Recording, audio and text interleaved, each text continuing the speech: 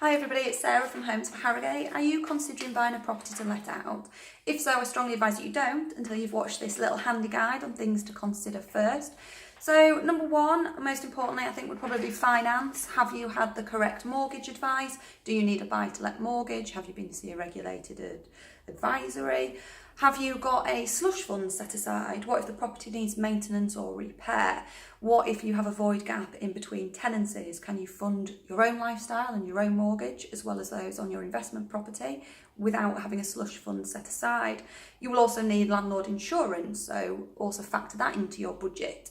And also, does the property need refurb? Are you buying a doer-upper? Do you need some money to bring it up to the standard that's required for letting? These are all things that you might not have considered. So just think carefully about the finance side of things. Secondly, what sort of location are you looking for? Now, I would say it depends on your end goal with the property. If you're not wanting to live there yourself, don't stick to areas that only you would consider. Have a think about the type of tenant that you want to attract and the type of area that they would like to be in. I would advise you look at things where are the nearest schools, what are the public transport links like, what are the local amenities like, because this will affect your tenant and it will affect how quickly the property maybe moves. So have a little think about what sort of area you want to be in. Thirdly, the type of property is also really important. The type of property you buy will affect the type of tenant that it attracts.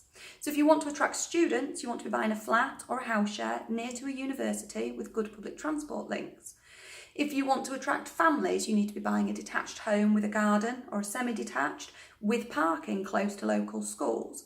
If you're adamant that you don't want pets in your property, I really wouldn't advise buying a house with a garden and maybe 3 or 4 bedrooms, as they will attract families and families tend to have pets.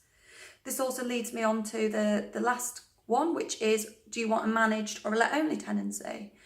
I would strongly advise you go and see a letting agent before you buy a property. Most agents will happily look at a brochure for you and give you advice on the sort of rental income you could expect, the type of tenant it would attract, and how long roughly it would take to let. For example, in Harrogate, I would say that 3-bed semi-detached terraced houses are very popular for young professionals and families.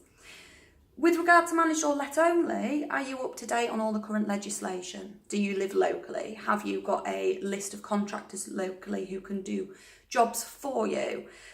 I don't know if you're aware, but there are over 100 pieces of legislations and regulations affecting landlords, and these are constantly changing. I have done a previous video blog, 8 ways a landlord can end up in jail, which does go through some of the things that you need to be aware of before you manage your property yourself. A slight little slip could end up with 6 months in jail or a huge fine. I'm not trying to scare you, and there are a lot of landlords out there who are happily managing their own properties and doing a great job.